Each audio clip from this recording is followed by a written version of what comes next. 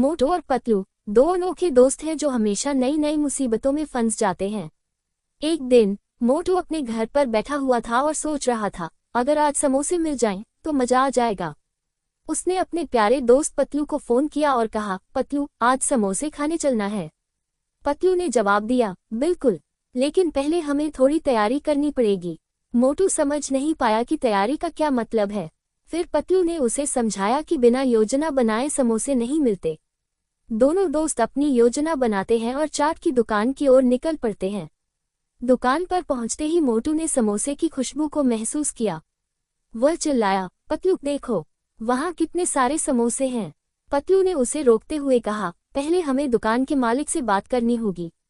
उन्होंने दुकान के मालिक से बातचीत की और उसे समझाया कि वे समोसे खरीदना चाहते हैं। मालिक ने उन्हें बताया कि समोसे खरीदने के लिए उन्हें एक खास खजाना खोजना होगा जो दुकान के पीछे के बगीचे में छिपा हुआ है। मोटू और पतलू ने तुरंत उस खजाने की खोज शुरू कर दी। जब वे बगीचे में पहुंचे तो वहां एक बड़ा और पुराना पेड़ था। उसके नीचे खुदाई करते हुए उन्हें एक पुराना संदूक मिला। मोटू की आंखें चमक उठी। पतलू, ये तो खजाना है, उसने चिल्लाया। लेकिन जैसे ही उन्होंने संदूक खोला, वहां से कुछ डाकू बाहर आए। वे बेहद डरावने दिख रहे थे। डाकुओं ने कहा, ये खजाना हमारा है, तुम लोग इसे नहीं ले जा सकते। पतलू ने मोटू को इशारा किया कि वह शांति बनाए रखें। मोटू ने अपनी हंसी को छुपाते हुए कहा, अरे भाई, हम तो बस समोसे खाने आए थे। पतलू ने तुरंत एक योजना बनाई। उसने कहा, अगर आप हमें समोसे खाने दें तो हम आपको ये खजाना दे देंगे।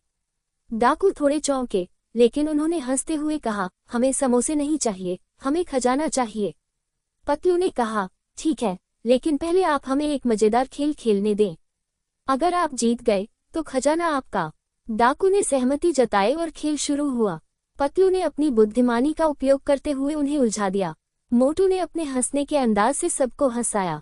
आखिरकार डाकू हार गए और मोटू और पतलू ने खजाना अपने पास रख लिया।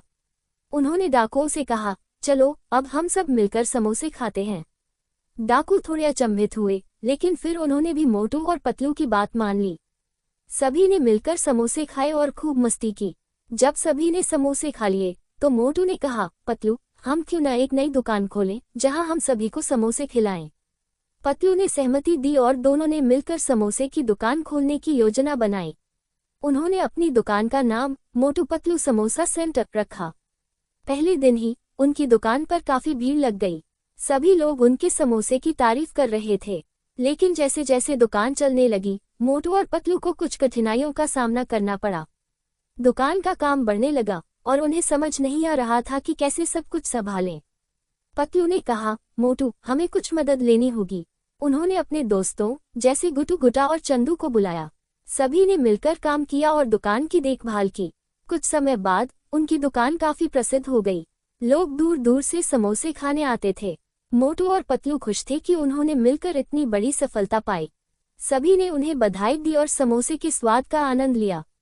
इस तरह मोटू और पतलू ने न सिर्फ समोसे का मजा लिया, बल्कि दोस्ती और मेहनत से नई सफलताएं भी पाईं।